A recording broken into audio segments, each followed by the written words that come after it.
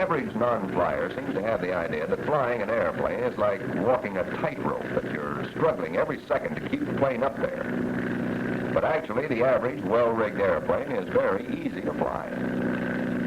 Now you take over the controls, and we'll trim the plane so it'll fly with a minimum of effort on your part. Let's experiment a little with the trim tab. Move it forward, and the stick wants to go forward.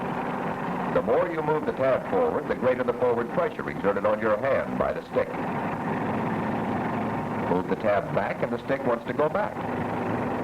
And the more you move it back, the greater the back pressure. Now try to adjust it so there's no pressure at all on the stick. Get it just right, and if the air is smooth, you can take your hand off the stick entirely for a moment. Got your hands off? As a matter of fact, you can also cruise many planes straight and level without any rudder control. Of course, you won't actually want to fly that way. That was only a demonstration of how inherently stable the plane is. One of the first steps in learning to fly is to develop the ability to hold the plane in this attitude. Notice the position of the nose on the horizon. And the wings. Notice their position in relation to the horizon. You can tell they're level by the fact that you can see the same amount of sky under each side of the top wing.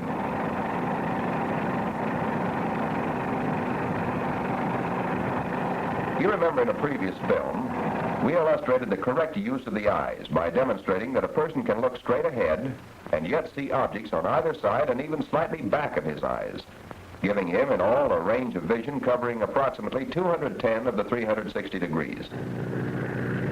Seated in the cockpit of the airplane, you should be able to look ahead and still see the attitude of your wings without looking directly at them. Of course, our friend McDribble, as might be expected, has failed entirely to get the significance of this point. His attention is concentrated on keeping one particular bolt on the engine right on the horizon. In other words, he has put on the blinders. He sees only the position of that bolt on the horizon. And look what happens. You'll probably have a good deal of trouble maintaining the attitude you want until you learn how to use that full 210-degree range of vision. Also learn to use your ears in judging the plane's attitude. Listen to the engine. It's not laboring or racing. It's running along at a steady, comfortable pace. You want to get used to that sound. Sight, sound, and feel, the way you feel in the cockpit, all help you to keep the plane in level flight. But how do you hold the plane in this straight and level attitude? Actually, you don't hold it there. You can't.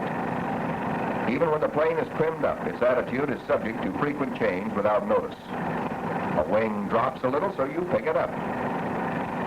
Your nose wanders slightly to one side or the other of your heading. You bring it back.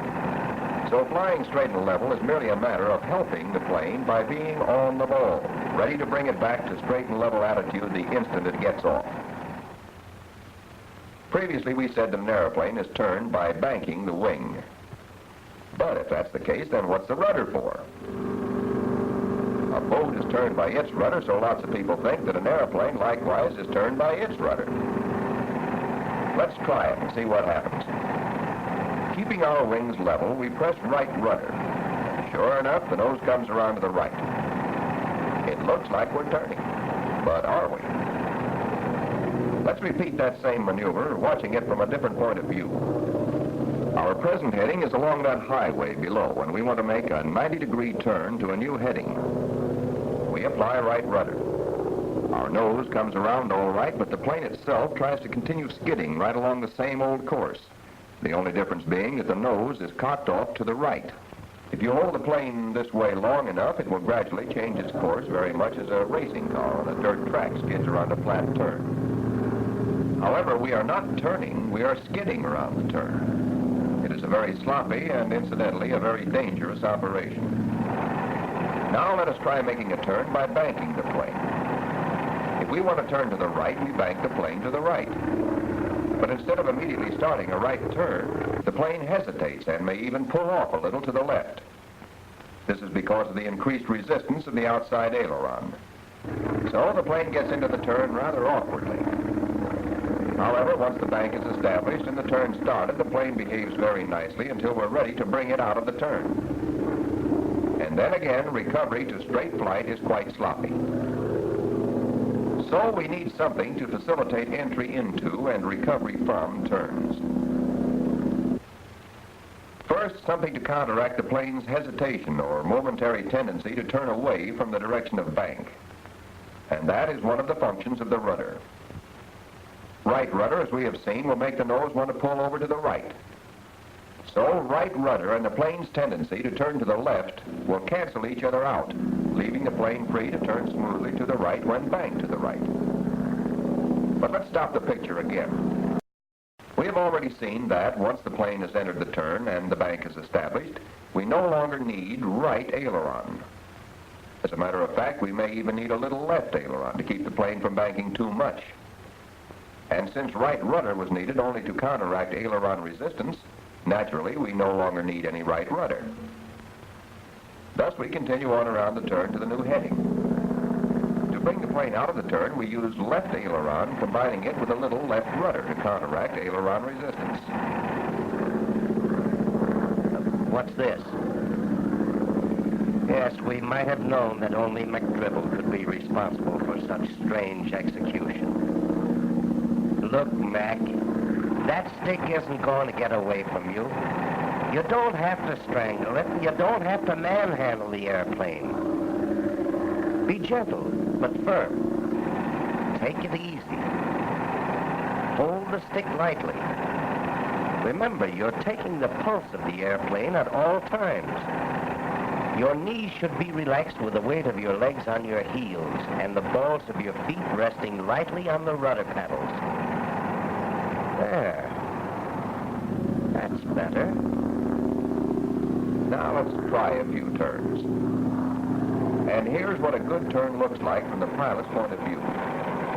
The instant your wings leave the level attitude and begin a bank, the nose begins to move smoothly in the direction of bank. Let's go back and do that again. The instant your wings leave the level attitude and begin a bank, the nose begins to move smoothly in the direction of bank. After the turn is established, the angle of bank, that is the angle the wings make with the horizon, remains constant. And the nose remains on the horizon as in straight and level flight. Then, when you're ready to recover from the turn, your nose stops moving at the same instant your wings reach the level attitude. Not a second sooner or later. You achieve this kind of turn by using a combination of aileron and rudder in the right amounts and in proper relation to each other. In other words, you coordinate rudder with aileron.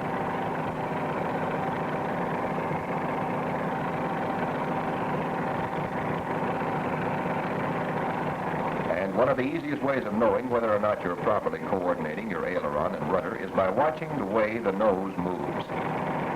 If on entering a turn the nose hesitates and then starts to move, chances are you're not using enough rudder, or you're applying your rudder too late.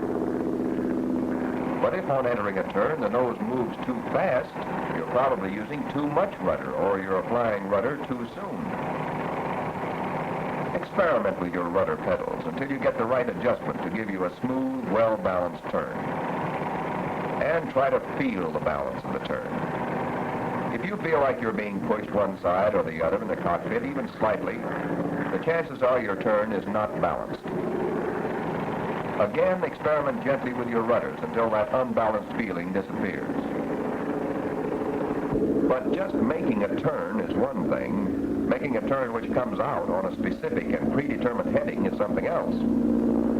Here again, if you will draw on your experiences in driving automobile, you can avoid some of the most common mistakes in turns.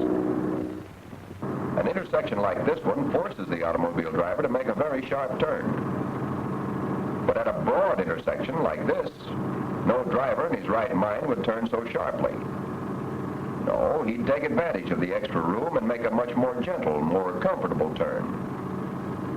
Likewise in the air. Suppose we're flying along a course like this, and want to change heading 90 degrees to a course like this. If we wait too long to start our turn, we'll have to make our bank steep and the turn sharp, which would be just as foolish as the automobile driver going clear out to the middle of the intersection and then making a sharp angle turn. But if we start back here, we can make a gentle turn with a very shallow bank, very much as the automobile driver does, wherever the limits of the intersection will allow him. Another very common mistake which students make in connection with turns may also be illustrated in the automobile. When a motorist makes a turn, he doesn't whip the wheel around suddenly into the desired degree of turn and then whip it back again after he reaches the new heading. No, he enters the turn much more gently, turning the steering wheel slowly to give him just the degree of turn he wants. Then, as he sees he's approaching his new heading, he starts to straighten out ahead of time, so that he reaches the new heading at the same instant his wheels are once more pointed straight ahead. Likewise, except where necessity demands it, the experienced pilot doesn't whip suddenly into a bank and then whip out of it. Rather, wherever possible, he plans his turn well ahead so he has plenty of room for it. He enters the bank unhurriedly, continuing to steepen it up until he's established the bank, which will give him the rate of turn he wants. If he sees he's turning too wide and is in danger of overshooting his new heading, he can steepen up the bank, thereby making his turn sharper. On the other hand, if he sees he's turning too short and is in danger of undershooting his new heading, he can shallow his bank, thereby making his turn less sharp. Then, when he sees he's coming around to the new heading, he begins slowly to decrease his bank, planning his recovery from the turn in such a way that his wings are level and the nose stops turning at the same instant he reaches the new heading. Learning to make precision turns and to keep the plane in balanced flight is half of learning to fly. So practice turns at every opportunity and try to be conscious of the plane's balance every second you're in the air.